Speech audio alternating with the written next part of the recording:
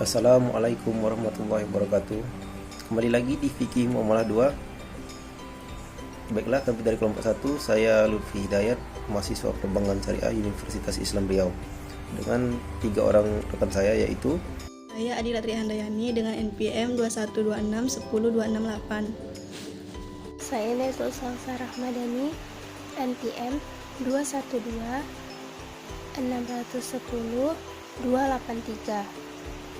Saya Nurlaili Mutia dengan NPM 212610139. pada pertemuan kali ini kita akan membahas materi tentang akad mudharabah. Adapun yang akan kita bahas yang pertama yaitu pengertian dan dasar hukum mudharabah, yang kedua rukun dan syarat sah mudharabah, yang ketiga macam-macam mudharabah, yang keempat mudharabah dalam konteks syariah, dan yang terakhir mudharabah di berbagai negara. Baik, langsung saja kita masuk ke dalam pembahasan yang pertama. A. Pengertian dan dasar hukum mudharabah. Akad mudharabah adalah perjanjian kerjasama suatu usaha antara pemilik modal dengan pengelola modal. Akad ini sering kita jumpai di dalam dunia perbankan syariah.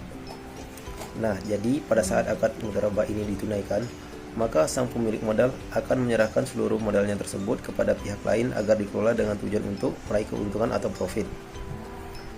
Adapun keuntungan yang didapat biasanya dibagi di antara mereka sesuai dengan kesepakatan. Sedangkan kerugian dari usaha atau bisnis biasanya akan ditanggung oleh sang pemilik modal. Hukum menunaikan akad mudharabah. Menurut jumhur para ulama, pada dasarnya boleh alias mubah, selama pada saat akad tersebut dilaksanakan sesuai dengan ketentuan syariat, baik yang terdapat di dalam Al-Quran, As-Sunnah, Ijma' dan Qiyas. Di dalam Al-Quran bisa kita jumpai pada potongan ayat 29 surah An-Nisa. Di situ Al-Quran mengatakan, "Ya ayyuhallazina amanu la ta'kulu amwalakum bainakum bil batili illa an takuna tijaratan antarodim minkum wala taqtulu anfusakum innallaha kana bikum rahiman." Yang artinya, wahai orang-orang yang beriman, janganlah kamu saling memakan harta sesamamu dengan jalan yang batil atau tidak benar, kecuali dalam perdagangan yang berlaku atas dasar suka sama suka di antara kamu, dan janganlah kamu membunuh dirimu, sungguh Allah Maha Penyayang kepadamu. B. Rukun dan syarat sahnya mudharabah. 1. Adanya pemberian dan pelaksanaan modal usaha. Terdapat 2 pihak yang memiliki modal dan menjalankan modal usaha. Adapun nasabah yang harus memenuhi rukun mudharabah yaitu 1. Berusia lebih dari 18 tahun, 2. Sehat fisik dan mental, 3. Tidak pernah melanggar undang-undang, 4. Tidak pernah melanggar hukum atau dalam proses pengampunan. 2. Adanya akad ijab kabul.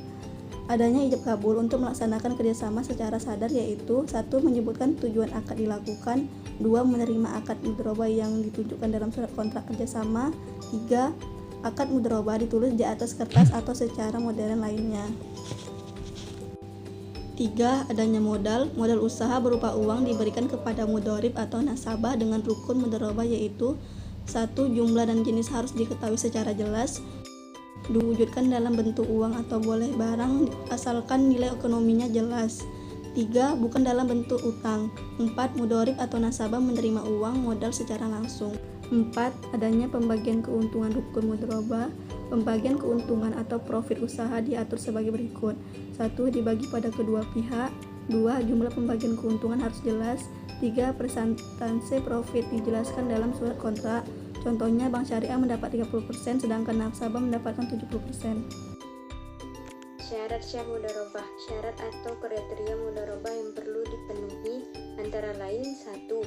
Akad mudharabah diwujudkan dalam pendanaan atau uang, bukan barang atau produk. Jumlah uang modal usaha jelas dan disepakati bersama. 2. Modal usaha diberikan berupa uang, bukan utang.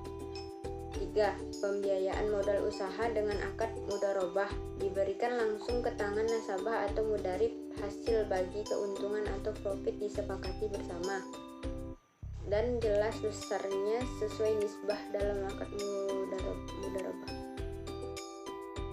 Macam-macam mudharabah.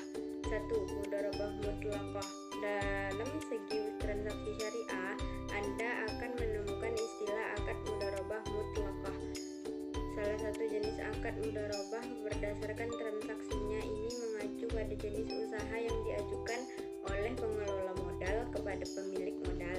Dalam pengertian, akad mudharabah mutlaqah berperan sebagai acuan kepada pemberi modal untuk tidak menentukan jenis usaha apa yang akan dilakukan oleh pengelola modal.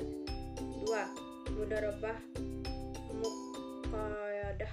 Untuk jenis transaksi akad mudharabah lainnya, ada akad mudharabah muqayyadah yang menjelaskan tentang perjanjian kerjasama usaha dengan jenis usaha yang ditentukan oleh pemberi modal akad. Mudharabah dalam konteks lembaga keuangan syariah.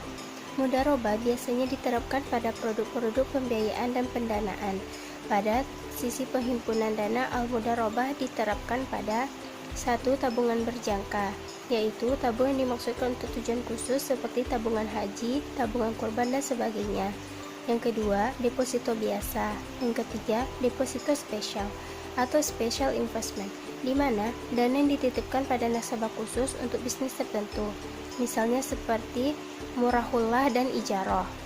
Sedangkan pada sisi pembiayaan, mudharabah diterapkan untuk 1. Pembiayaan modal kerja, seperti pembiayaan modal kerja perdagangan dan jasa.